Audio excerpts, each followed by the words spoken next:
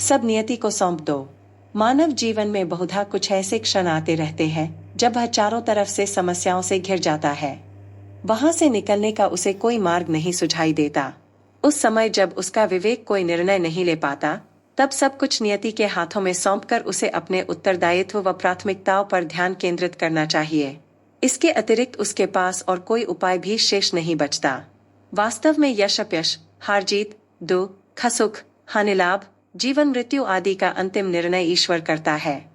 मनुष्य को सदा ही विश्वासपूर्वक उस मालिक के निर्णय का सम्मान करते हुए अपना सिर उसके सामने झुका देना चाहिए। संसार में हर व्यक्ति को सब कुछ अपना मनचाहा नहीं मिलता। संसार में रहते हुए कुछ लोग उसकी प्रशंसा करते हैं तो दूसरी ओर कुछ लोग उसकी आलोचना करते हैं। दोनों ही अवस्थाओं में मनुष्य को लाभ होता है। एक तरह के लोग जीवन में उसे प्रेरित करते रहते हैं और दूसरे प्रकार के लोग उसके अंतस में परिवर्तन लेकर आते हैं। मनुष्य जब तक स्वयं न चाहे उसे किसी प्रकार की प्रशंसा या निंदा से कोई अंतर नहीं पड़ता। जब उसका अपना मन कमजोर पड़ता है तब उसे सभी से ही कष्ट होने लगता है। एक कथा को देखते हैं। जंगल में एक गर्भवती हिरनी बच्चे को जन्म देने वाली थी। वह एकांत की तलाश में इधर उधर भटक रही थी। इसी बीच उसे नदी किनारे ऊंची और घनी घास दिखाई दी। उसे वह स्थान शिशु को जन्म देने के लिए उपयुक्त लगा। वहां पर पहुंचते ही उसे प्रसव पीड़ा शुरू हो गई। उसी समय आसमान में घनघोर बादल छा गए और बिजली कड़कने लगी। ऐसा लगने लगा कि अभी बादल बरसने लगेंगे। उसने अपनी दाईं ओर देखा तो एक शिकारी तीर का निशाना उसकी तरफ साध रहा था। घबराकर ज्यों ही वह दाहिने मुड़ी तो वहां एक भूखा शेर झपटने के लिए तैयार बैठा था। सामने सूखी घास थी जिसने आग पकड़ ली थी।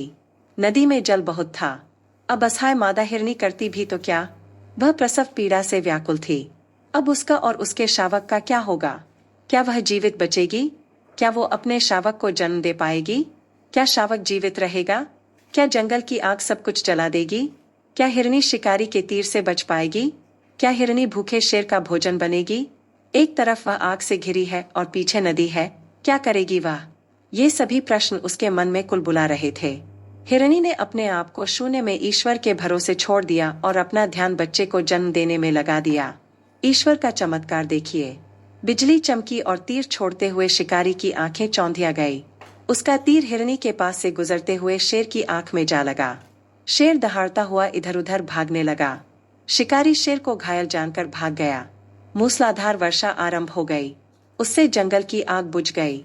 हिरनी ने शावक को जन्म दिया। फिर उस ईश्वर को उसने धन्यवाद किया जिसने उसकी और उसके नवजात शावक दोनों की रक्षा की। इस कथा से हमें यही समझ में आता है कि परिस्थितियां कितनी भी विकट क्यों न हो जाए, मनुष्य चाहे चारों ओर से शत्रुओं या परेशानियों क्यों न घिर जाए, उसे अपने विवेक से काम लेना चाहिए। अपने विवेक का दामन उसे नहीं छोड़ना चाहिए। यदि परिस्थितियां अपने कंट्रोल से बाहर हो जाए तो उस समय सिर पकड़कर नहीं बैठ जाना चाहिए। नहीं उसे हाय तौबा मचाते हुए आसमान सिर पर उठा लेना चाहिए। उस मालिक पर पूर्ण विश्वास करते हुए स्वयं को तथा अन्य सब दुख, खून, तकलीफों को उस पर छोड़ देना चाहिए। वह पलक झपकते सभी कष्टों का निवारण करके मनुष्य को उभार देता है। मनुष्य को हर अवस्था में उस मालिक का कृतज्ञ होना चाहिए। एक वही है जो कोई एहसान जताए बिना उसके हर कदम पर उसके साथ रहता है।